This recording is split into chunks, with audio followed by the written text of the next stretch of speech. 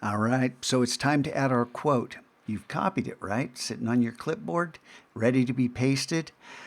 But we can't do anything because this layer is locked.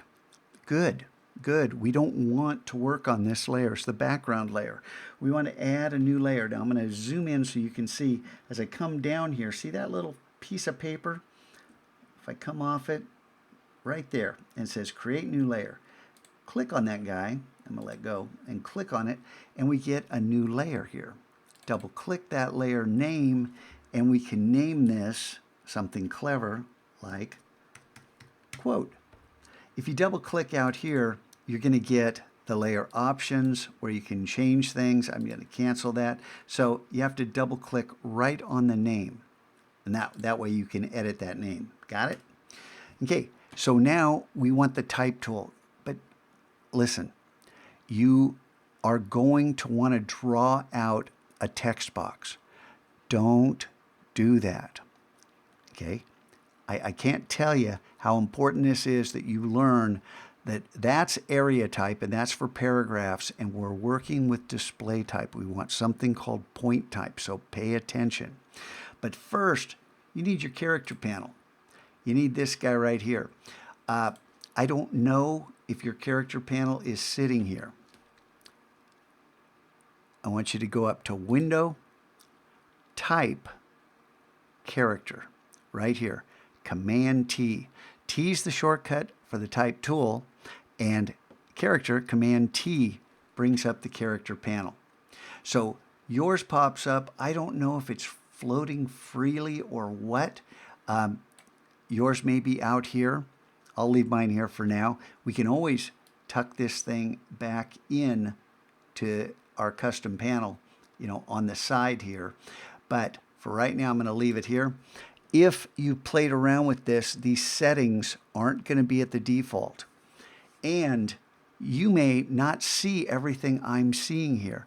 You may see it like that, or like that, or like that. I want you to see these double-headed arrows right here, right there next to the word character. When you click on those, and this goes for all the panels, it gives you all the different options. And you want the option that shows you everything. Got it? Okay. Then, if you played around with this, the character panel is going to remember what you did. So you may have some goofy numbers sitting here. Come up to the hamburger menu, these three lines right here. Click and come down to Reset Panel. That's going to give you the default settings in the character panel. I'm going to move that over there. Now, remember the shortcut for the type tool is the letter T, but I don't know if you've played around with this and clicked and held and chosen something different. We want the plain type tool, okay? Do not click and drag out a text box, okay? It's called area type in Illustrator. We want to work with point type, which means just click one time.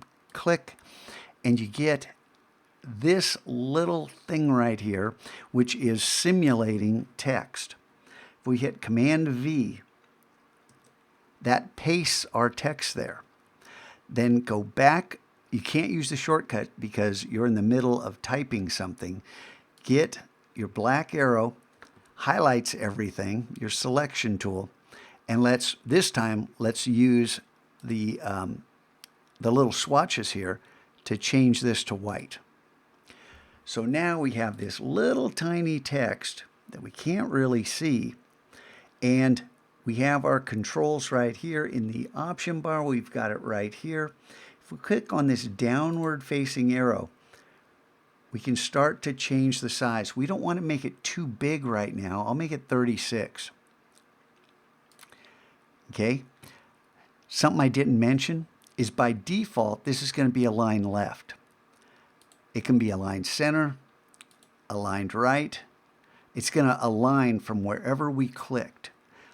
I'm going to click align left for right now. We can always change this. And what I want to do is I want to introduce line breaks so that we get a chunk of text which kind of highlights whatever's being said here.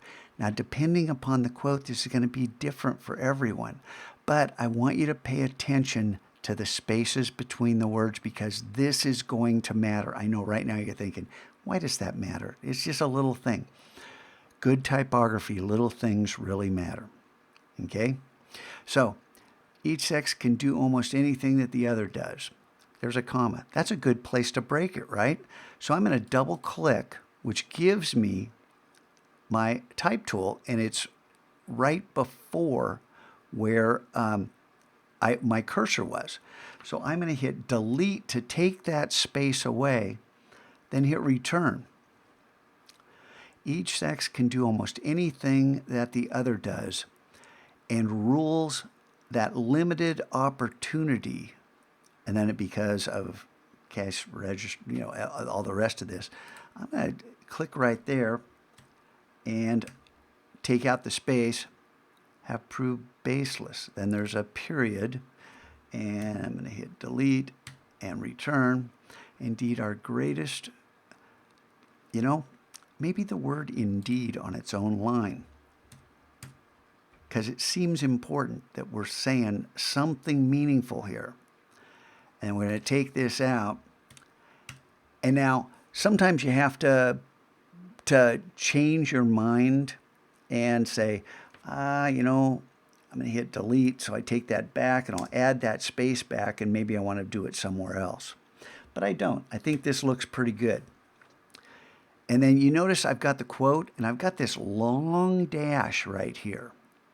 Look, up in the keyboard next to the 0, there's a dash. Okay, that's a regular dash. I'm going to hit delete. If I hold down Option and hit dash, I get something called an N dash. N as in the N in David Brin. Okay, if I hit delete to get rid of that and I hold down Shift and Option and dash, I get an M dash, which is a long dash. And we're going to talk about the differences between a dash, an N dash, and an M dash, but it's kind of important for you just to be exposed to this right now as an option. Sometimes other people will use the tilde key right here. So, and that little curly thing, that's above the tab key, left-hand side of the keyboard, and I had to hold down Shift. But I'm going to hold down Shift, Option, and dash to get my M dash, and then I have a space there. That right there is how I want this to look, and then I can change the size. I don't want it too big because I want to position this down here, and then what one word here stands out above all others? And I want to highlight that word. What's the message here? And I think the message is dream. Okay? And this quote is powerful. And I got to tell you, I found it. I opened a book. I said, I want something different to show the kids.